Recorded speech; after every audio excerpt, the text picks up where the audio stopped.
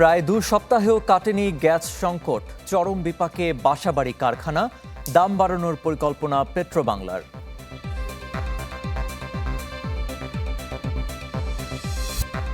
Sergio গরের সফরে মার্কিন আস্থা বৃদ্ধির আভাস দেখছেন বিশ্লেষকরা, বাণিজ্য সম্প্রসারণ এবং বিনিয়োগ বৃদ্ধির সম্ভাবনা।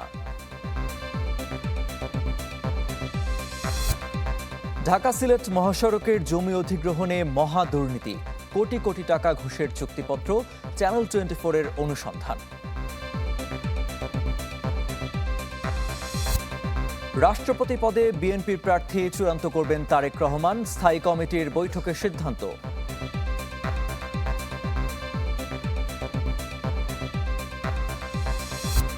রাষ্ট্রায়ত্ত ব্যাংকে চলতি অর্থবছরের মধ্যেই শূন্য পদে নিয়োগ সম্পন্ন, সিদ্ধান্তের সমালোচনা বিশ্লেষকদের।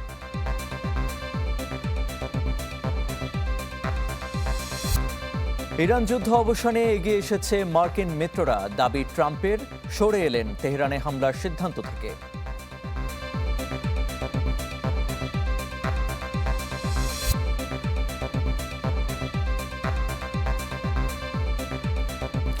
আমন্ত্রণ চ্যানেল 24-এর সকাল 10টার খবরে। শুনছিলেন একেএস সংবাদ শিরোনাম। আপনাদের সাথে আছি আমি মঞ্জুর আরিফিন। তরলীকৃত প্রাকৃতিক গ্যাস এলএনজি সরবরাহ কমায় দেশে গ্যাস সংকট আরও তীব্র আকার ধারণ করেছে।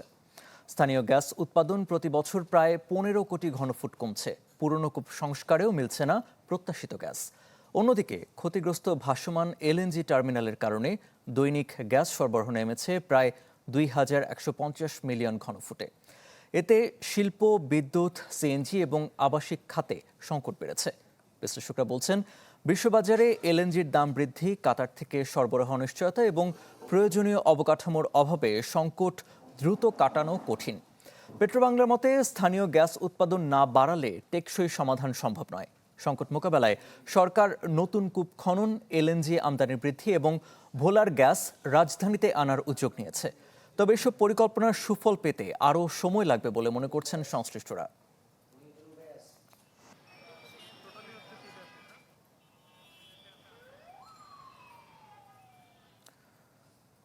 দর্শক, আমরা গ্যাস সংকটের খবর জানবো। ঢাকা এবং ঢাকার বাইরে থেকে যুক্ত হচ্ছেন আমাদের সহকর্মীরা। প্রথমে চলে যাচ্ছি রাজধানীর মহাখালীতে। সহকর্মী মরিয়ম আজিজ মরিন রয়েছেন সেখানটায়। মরিন, এই সংকট ঘিরে এখন কি পরিস্থিতি দেখছেন আমাদের জানাবেন, এবং কতটা ভোগান্তিতে চালক এবং সাধারণ মানুষ?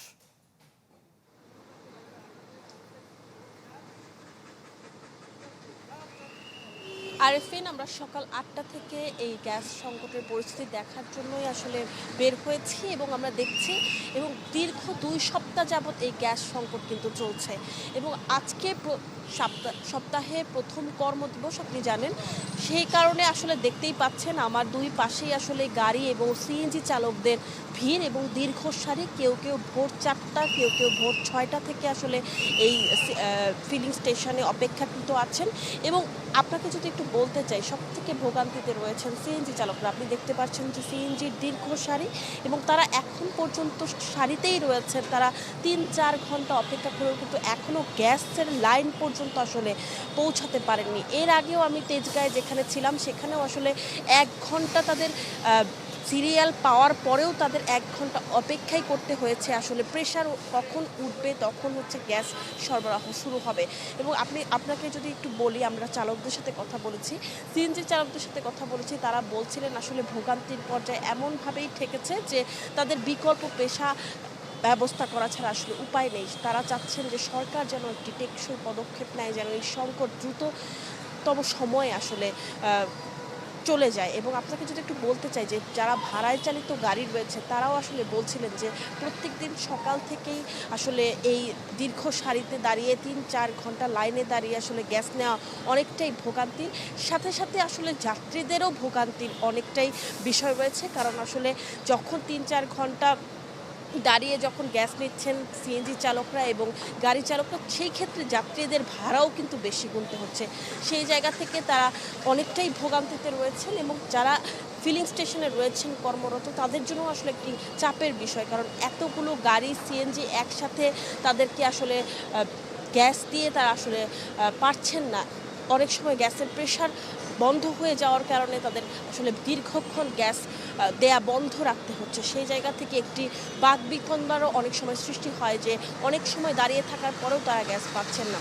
আপনাকে যদি একটু বলতে চাই যে পেট্রোবাংলার একটি তথ্য যে দিনে দৈনিক গ্যাসের চাহিদা রয়েছে ৩৮০ কোটি ঘনফুট, কিন্তু গত বছর থেকে আসলে ২৭০ কোটি ঘনফুট গ্যাস দেয়া হচ্ছে এবং সম্প্রতি অগ্নি দুর্ঘটনার কারণে একটি টার্মিনাল বন্ধ থাকার কারণে কিন্তু গ্যাসের সরবরাহতে অনেকটাই বিঘ্ন ঘটেছে। এই কারণেই কিন্তু গ্যাসের সরবরাহ অনেক দিন ধরেই পাওয়া যাচ্ছে না।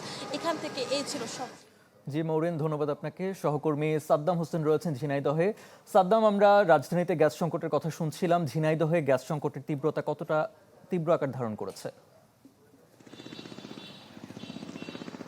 আরেফিন, আসলে আপনাকে একটি বিষয় আমি আগে জানিয়ে রাখি যে ঝিনাইদহ জেলায় কিন্তু সিএনজি গ্যাসের যে প্রচলন বা ব্যবহার সেটি কিন্তু নেই। ঝিনাইদহ জেলা জুড়ে রয়েছে এলপিজি গ্যাসের ব্যবহার বা এলপিজির যে কার্যক্রম সেটি বিশেষ করে এই জেলাতে ব্যবহার হয়ে থাকে বেশি এলপিজি যে সিলিন্ডার সেটি, এবং কয়েকটি এলপিজি যে ফিলিং স্টেশন রয়েছে সেই ফিলিং স্টেশনে গাড়িতে কিন্তু এই এলপিজি গ্যাসের যে প্রচলন সেটি রয়েছে। তো আমি এখন দাঁড়িয়ে রয়েছি ঝিনাইদহ আরাবপুর এলপিজি যে ফিলিং স্টেশন, সেই ফিলিং স্টেশনে। আমি এখানে এসে ফিলিং স্টেশন কর্তৃপক্ষের সাথে কথা বলেছি। তারা যেমনটি বলছে যে এখন পর্যন্ত আসলে তাদের এই পাম্পগুলোতে যে চাহিদা, সেই চাহিদা অনুযায়ী তারা গ্যাস পাচ্ছেন এবং যে মূল্য সেই মূল্য কিন্তু ৭০ টাকা ৪০ পয়সা, সেই মূল্যতেই কিন্তু তারা এই এলপিজি গ্যাস সরবরাহ করছেন। তবে যারা এলপিজি সিলিন্ডারের গ্যাসের যে ডিলাররা রয়েছেন তাদের সাথে কথা বলেছি। তারা যেটি বলছে যে এলপিজির যে সিলিন্ডার সরকারি যে মূল্য, সেই মূল্য থেকেও কিন্তু তাদের অতিরিক্ত মূল্য কিনতে হচ্ছে এবং যারা এই বিক্রেতা রয়েছেন তারা কিন্তু এটি কিন্তু সিলিন্ডারে প্রায় ৭০-৮০ টাকা বেশি নিচ্ছে এবং আরও অনেক অভিযোগ রয়েছে যে যার মতো করে বেশিতেই কিন্তু এই এলপিজি সিলিন্ডার বিক্রি হচ্ছে। তো এই ছিল আমার কাছে সর্বশেষ ঝিনাইদহ থেকে। সাদ্দাম, ধন্যবাদ আপনাকে। দর্শক, গ্যাস সংকটের খবর জানাতে রাজধানী এবং রাজধানীর বাইরে থেকে যুক্ত হয়েছিলেন আমাদের সহকর্মীরা। এই মুহূর্তে গ্যাসের দাম বাড়ানোর কোনো পরিকল্পনা নেই সরকারের। গণমাধ্যমে পাঠানো এক খুদে বার্তায় এ তথ্য জানিয়েছে পেট্রোবাংলা। এতে বলা হয়, সম্প্রতি বিভিন্ন গণমাধ্যমে গ্যাসের মূল্য বৃদ্ধি সংক্রান্ত সংবাদ প্রকাশিত হয়েছে, কিন্তু বাস্তবতা হলো এই মুহূর্তে গ্যাসের মূল্য বৃদ্ধির কোনো পরিকল্পনা নেই সরকারের। তাই এ নিয়ে বিভ্রান্ত না হতে সবাইকে অনুরোধ করা হচ্ছে। কদিন ধরেই দেশে তরলীকৃত প্রাকৃতিক গ্যাস সরবরাহে বিঘ্ন ঘটছে, এতে দাম বাড়তে পারে বলে গুঞ্জন ওঠে। এ নিয়ে আনুষ্ঠানিকভাবে অবস্থান জানালো পেট্রোবাংলা।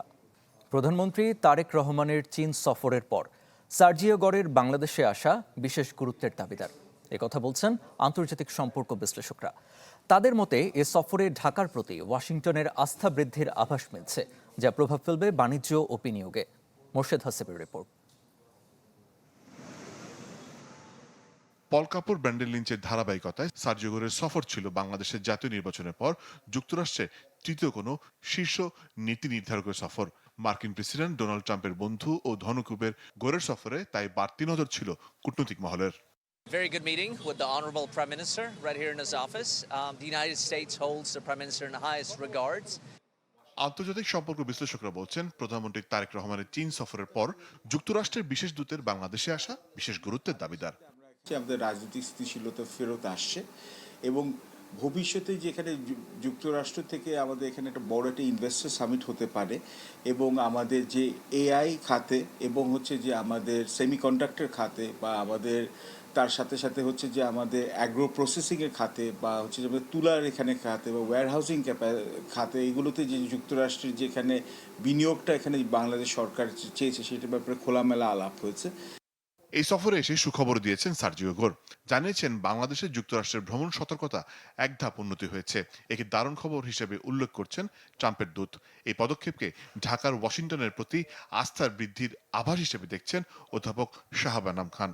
এই ইন্ডিকেশনের মাধ্যমে অন্ততপক্ষে এটা দেখা যাচ্ছে যে গ্লোবাল কনফিডেন্স অন বাংলাদেশের অভ্যন্তরীণ নিরাপত্তার উপরে বেটার হয়েছে। পশ্চিমা বিশ্ব বা অন্যান্য যেসব দেশের বিনিয়োগ আগ্রহ, সেই আগ্রহগুলির সাথে নিরাপত্তার যে সংঘর্ষ ছিল এটা আর থাকছে না।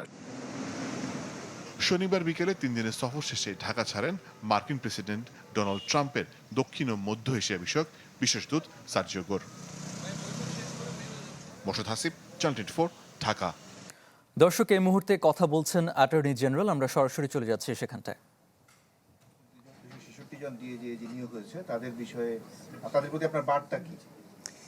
দেখুন, আসলে তো আমরা যারা অ্যাটর্নি জেনারেল সহ অতিরিক্ত attorney general, deputy attorney general, assistant attorney general, তারা সবাই কিন্তু রাষ্ট্রের পক্ষের আইনজীবী। সুতরাং বাংলাদেশের রাষ্ট্র হিসেবে প্রত্যাশা করে যে যেখানে দায়িত্ব পালন করবে না কেন তারা অত্যন্ত পেশাদারিত্বের সঙ্গে, সততার সঙ্গে, দেশপ্রেমের সঙ্গে দায়িত্ব পালন করবে। আমি প্রত্যাশা করি যারা নিযুক্ত হয়েছেন এই অফিসে, রাষ্ট্রের পক্ষ থেকে দায়িত্ব পেয়েছেন, এটা একটা গুরু দায়িত্ব এবং তারা তাদের কর্মনিষ্ঠা, সততা এবং দেশপ্রেমের ভিত্তিতে তাদের প্রতি অর্পিত দায়িত্ব পালন করবে। আর আমরা বর্তমান সময়ে দেখছি, বিশেষ করে ফেব্রুয়ারি 2026 নির্বাচনের পরে বাংলাদেশে গণতান্ত্রিক যে যাত্রা শুরু হয়েছে এবং বর্তমানের এক্সিকিউটিভ গভর্নমেন্টের যে মানুষের প্রতি, তাদের প্রতি যে মানুষের প্রত্যাশা, আমি মনে করি যে রাষ্ট্রের পক্ষে যে সরকার এখন আছে, আমাদেরও প্রত্যেকের কার্যক্রমের মাধ্যমে এমনভাবে সহযোগিতার হাত বাড়িয়ে দেওয়া যেন বাংলাদেশের মানুষ মনে করে যে না, যাদের রাষ্ট্রের পক্ষ থেকে রাষ্ট্রের ট্যাক্সের পয়সায় যারা নিযুক্ত হয়েছেন, যারা বেতন পাবেন, তারা যেন রাষ্ট্রের প্রতি তাদের দায়িত্বটা সৎভাবে পালন করেন। গরিব অসহায় মানুষরা অ্যাটর্নি জেনারেল অফিসে এসে ঠিকমতো সেবা পায় না, এরকম অভিযোগ আছে। এই বিষয়ে বার্তা কি দেবেন? দেখুন, আপনি খেয়াল করে দেখেছেন যে আমাদের এই অফিসটি মূলত রাষ্ট্রের প্রতিনিধিত্ব করে এবং রাষ্ট্রের পক্ষে সরকারকেই প্রতিনিধিত্ব করে মূলত। আমি সবসময় দেখেছেন, আপনিও নিশ্চয়ই দেখেছেন যে এখানে আমাদের দরজা অবারিত। তবে অনেক মানুষ এমন প্রত্যাশা নিয়ে আসে যে সমস্ত প্রত্যাশাগুলো আমরা পূরণ করতে পারি। একটা উদাহরণ দেই, ফৌজদারি মামলা সাধারণত রাষ্ট্রের বিরুদ্ধে অপরাধ, তো আমরা রাষ্ট্রকে রিপ্রেজেন্ট করি। হয়তো কোনো একজন ব্যক্তি কোনো কারণে মামলায় অভিযুক্ত হয়েছেন, দণ্ডিত হয়েছেন, তিনি আমাদের সহযোগিতা চাইতে আসেন, তাকে কিন্তু আমরা সহযোগিতা করতে পারি না। কিন্তু আদালতে আমাদের মামলা পরিচালনার ক্ষেত্রে প্রকৃতপক্ষে কোনো রং যদি দেখি, যে সরকারের কোনো সংস্থা, সংগঠনের কাজে কোনো কারণে ভুল হয়েছে এবং যে কারণে একজন নাগরিক ক্ষতিগ্রস্ত হবে, তার অধিকার লঙ্ঘিত হচ্ছে, সেক্ষেত্রে আমরা কিন্তু তাদেরকে সহযোগিতা করি। সুতরাং আমরা সরকারকে ব্লেটেন্টলি সাপোর্ট করি এমন কিন্তু না। কোনো লুকোচুরি নয়, রীতিমতো লিখিত চুক্তি করে কোটি কোটি টাকার ঘুষ লেনদেন। শক্তিশালী এই ঘুষচক্রে জড়িত চুনোপুটি থেকে সরকারি দপ্তরে থাকা রাঘব বোয়ালরা। ভূমি অধিগ্রহণে এমন মহা দুর্নীতি হয়েছে ঢাকা সিলেট মহাসড়কে, যেখানে সরকারি নথিতে কখনো ফসলি বাগান হয়ে গেছে বাড়ি, আবার কখনো ফাঁকা জায়গায় গড়ে উঠেছে অদৃশ্য ভবন। জাহাঙ্গীর আলম রতন এবং মেহেদি মিরাজের তোলা ছবিতে ইজাজ সৌমিকের অনুসন্ধান। নরসিংদীর রায়পুরা উপজেলার ছায়াঢাকা মরজাল গ্রাম। রাস্তার পাশের জমি অনেক দাম। মোহাম্মদ সানাউল্লাহর 15% বাগান জুড়ে এবারও থোকায় থোকায় ধরেছে লটকন। গ্রামের ভিতরে এই বাগানের প্রায় 1.5% জমি তাকে ছাড়তে হচ্ছে ঢাকা সিলেট মহাসড়কের জন্য।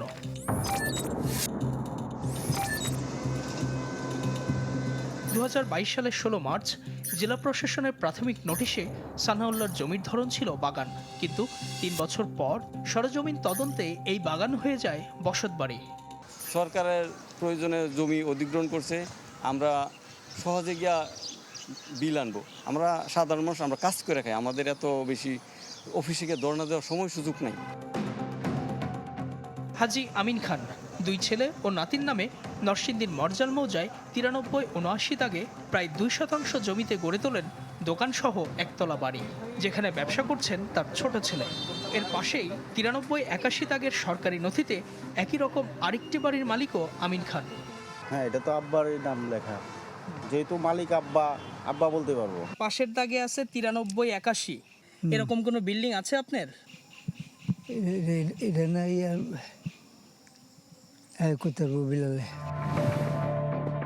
অনুসন্ধান বলছে আমিন খানের নামে অস্তিত্বহীন জমি নথিভুক্ত করে 8 সদস্যের সরকারি কর্মকর্তা কর্মচারীদের একটি চক্র। চক্রটি প্রথমে জমি ও স্থাপনার তালিকা তৈরির সময় মালিকদের কাছে ঘুষ দাবি করে, যারা দিতে অস্বীকৃতি জানান তাদের সম্পর্কে ভুল তথ্য দেয় পরিদর্শন জরিপের নথিতে, আর পরবর্তীতে তা সংশোধনের জন্য দ্বারস্থ হলে আবারও ফেলা হয় ঘুষের ফাঁদে। আমির ছিল সার্বিয়ার, বিভিন্ন লোক দিয়ে আমার প্রস্তাব দিছে যে জমি 50 লক্ষ টাকা দিবে, বিল্ডিংয়ের 30% ওরা নিয়ে যাবে, যদি দেয় তাহলে আমার ফুল বিল্ডিং উঠাবে এবং আমার জমি বাণিজ্যিক করে দিবে। আমি কইছি যে আমি তো আগেও টাকা দিচ্ছি, তো এখন আমার বাদ পড়ছে করে, পরে কইছে যোগাযোগ করেন, দেখা করেন। 40-60 চুক্তি করতে চাইছিল, ওই চুক্তিতে আসি নাই বলে এরা ইচ্ছাকৃতভাবে আমাদেরকে ক্ষতিগ্রস্ত করার চিন্তা ভাবনা করতেছে। 100 ও 300 টাকার স্ট্যাম্পে এমন 15টি ঘুষের চুক্তিপত্র আসে চ্যানেল 24-এর হাতে, যেখানে ভূমি অধিগ্রহণ হওয়া 39টি মৌজাতেই হয়েছে এমন চুক্তি। এই ভূমি অধিগ্রহণ প্রতারণা চক্রে জড়িত নরসিংদী জেলা প্রশাসনের সার্ভেয়ার আমির হোসেন, মোহাম্মদ সাইফুল ইসলাম, আব্দুল আজিজ, কানুনগো আব্দুল জলিল, সড়ক ও জনপদের সার্ভেয়ার মাসুদ রানা, উপসহকারী প্রকৌশলী এখলাস হোসেন, রাজীব কুমার দাস এবং ভূমি অধিগ্রহণ কর্মকর্তা আজিমুল হক। সম্প্রতি তাদের বেশ কয়েকজনকে দুর্নীতির দায়ে বদলি করেছে জেলা প্রশাসন।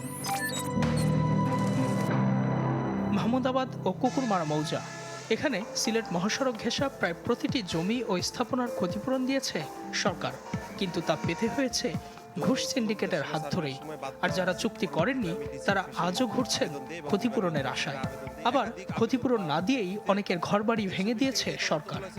17% চা এক পার্টি, আরেক পার্টি চা আপনার হচ্ছে 30%, 32% না দিয়ে ওইগুলো ভাঙচুর করছে, জোরে দখল করছে। দোকান আছে, দোকান ভেঙে ফেলেছে, দোকানের বিলে পাইছি না, গাছপালার বিলে পাইছি না। দালাল ছাড়া তো আর কাজ হয়েছে না। দেখা গেছে 4 কোটি টাকা পাইছে, এবার 1.5 কোটি টাকা নিচে গেল। কে দালাল? কে? কাজল দেখেন তো ইনি কিনা।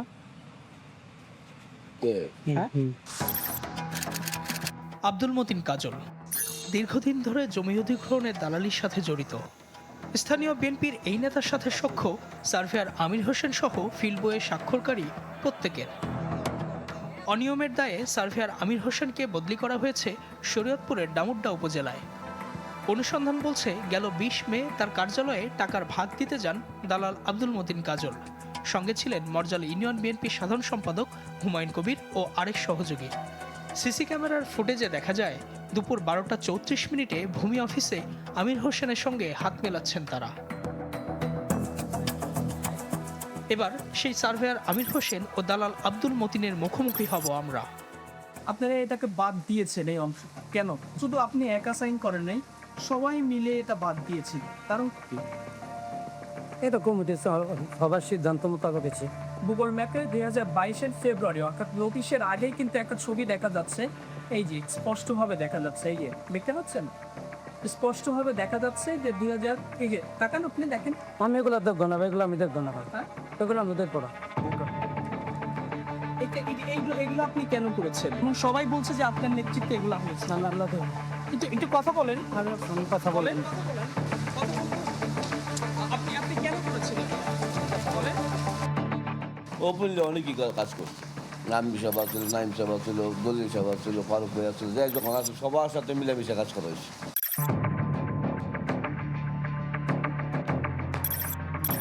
নরসিংদীতে ভূমি অধিগ্রহণের দুর্নীতিচক্র কেবল দালাল, সার্ভেয়ার বা কানুনগতে সীমাবদ্ধ নয়, জড়িত আছে অনেক প্রভাবশালীও,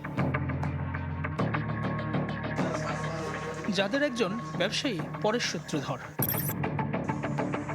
ভূমি অধিগ্রহণের টাকা হাতিয়ে নিতে যিনি অনিয়মের সূত্র মিলিয়েছেন সূক্ষ্মভাবে।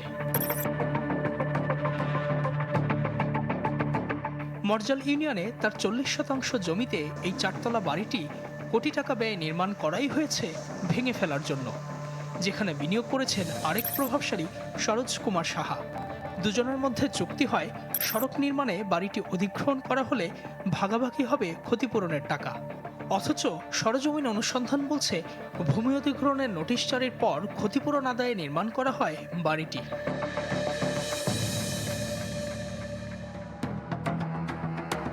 ঢাকা সিলেট মহাসড়কের ভূমি অধিগ্রহণ কার্যক্রম শুরুর পর এখন পর্যন্ত 15টি LA কেস বা মামলার মধ্যে 3টির ক্ষতিপূরণ দেয়া হয়েছে 718 কোটি টাকা, আর 2টিতে বরাদ্দ এসেছে 288 কোটি টাকা। সব মিলে এই 5টিতেই দুর্নীতির অভিযোগ সবচেয়ে বেশি। ভূমি অধিগ্রহণের পুরো প্রক্রিয়ার তদারকির দায়িত্বে ছিলেন ডিসি, এডিসি, রাজস্ব ও ভূমি অধিগ্রহণ কর্মকর্তারা, কিন্তু দুর্নীতির বিরুদ্ধে ব্যবস্থা নেননি তারা, বরং কেউ কেউ জড়িয়েছেন সরকারি অর্থ লোপাটে। গেল বছর এডিসি থাকাকালীন অঞ্জন দাসের এক সাংবাদিকের সাথে কথোপকথনে মেলে এমন একটি প্রমাণ। আমার দায়িত্ব হচ্ছে মেসেঞ্জার, ব্যাপারটা যেহেতু প্রকাশ করে ফেলছেন এখন আমি বলতে পারি। আপনি যে কোনো প্রকারে ভাইকে রাজি করেন, আমি দিব না একা, সবাই মিলেই দিবে। আপনি ভাইয়ের জন্য 15 বলেন, আমি ওই আপনাকে যে 2 এর কথা বলছি এটা আমি ব্যবস্থা করব। আপনি যে কোনো প্রকারে এটা সমাধান করে দেন।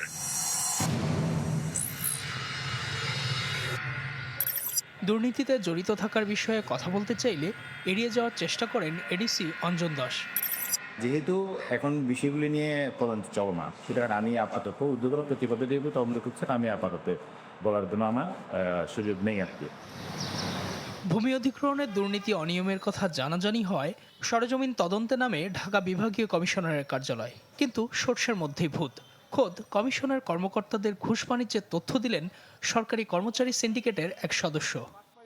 একটা বিল্ডিং এর জায়গায় 2টা বিল্ডিং এর এস্টিমেট হয়েছে, আরেকটা জায়গায় ওই জেবুন্নেসা নামে, তার নামে কোনো অস্তিত্ব নাই। জেবুন্নেসা এই যে এরকম যেরকম এই লোকও নাই, এই অবকাঠামো নাই, এটা কিন্তু এটা এস্টিমেট হয়ে গেছে। তার কথার সূত্র ধরে ভূমি অধিগ্রহণ অনিয়মে বিভাগীয় কমিশনারের জড়িত থাকার বেশ কিছু নথি আসে আমাদের হাতে। জেবুন্নেসা রত্নার দেয়া আছে 26x14 একচালা সেমি পাকা ঘর। এইখানে ওনার কোনো ঘর নেই। না, এখানে ওনার কোনো ঘর নেই। আফজল সাহেব কিন্তু আমার এখানে প্র্যাকটিক্যালি আসছিল এবং বলছিল যে পুরাটা বিল্ডিংই মানে ক্ষতিগ্রস্ত হয়, কিন্তু তারপরে ওনারা করে না কোনো এক অদৃশ্য কারণে। এসব নিয়ে অতিরিক্ত বিভাগীয় কমিশনার আজমল হোসেনকে প্রশ্ন করা হলে মুখ খুলতে চাননি তিনি। বলেন আমাকে কি বলেন? না আমি তো অনানুষ্ঠানিক আমি ইন্টারভিউ দেবো না। না এটা ইয়ে করেন, আমি তো ইন্টারভিউ দেবো, তো আমার অথরিটির পারমিশন লাগবে। ঢাকা সিলেট রুটে 209 কিলোমিটারের মহাসড়ক নির্মাণে 829 একর ভূমি অধিগ্রহণ হচ্ছে 7 জেলায়, যাতে খরচ 7,975 কোটি 31 লাখ টাকা। কোনো প্রজেক্টে যত ল্যান্ড একুইশন থাকুক, প্রকল্প পরিচালক স্বীকার করছেন ভূমি অধিগ্রহণ জটিলতার কারণে 2 দফা বাড়াতে হয়েছে মেয়াদ। ঠিকাদারদেরকে জমি বুঝিয়ে দিতে পারেনি, এটার জন্য ওনারা আসলে অতিরিক্ত সময় চাইবেন, এটা যৌক্তিকও বটে। তো এই জন্য আমাদের প্রকল্পের সমাপ্তিকাল আসলে বাড়াতে হবে। আমরা অনুসন্ধান শুরু করেছিলাম একটি বাগান দিয়ে। সরকারি নথিতে সেই বাগান হয়ে যায় বাড়ি। তারপর একে একে সামনে আসে ভুল জরিপ, স্ট্যাম্পে ঘুষের চুক্তি এবং সরকারি কর্মকর্তাদের ঘুষ বাণিজ্য। ঢাকা সিলেট মহাসড়ক শুধু একটি সড়ক নয়, এটি দেশের অন্যতম বড় অবকাঠামো প্রকল্প। কিন্তু ভূমি অধিগ্রহণের প্রতিটি ধাপে যদি দুর্নীতি আর অনিয়মের অভিযোগ ওঠে, তাহলে ক্ষতিগ্রস্ত শুধু একজন জমির মালিক নন, ক্ষতিগ্রস্ত হয় রাষ্ট্র, সেই সাথে বাড়ে প্রকল্পের ব্যয় ও সময়, আর সেই মূল্য শেষ পর্যন্ত পরিশোধ করে এদেশের সাধারণ মানুষ। ইজাদ শৌমিক, চ্যানেল 24, নরসিংদী।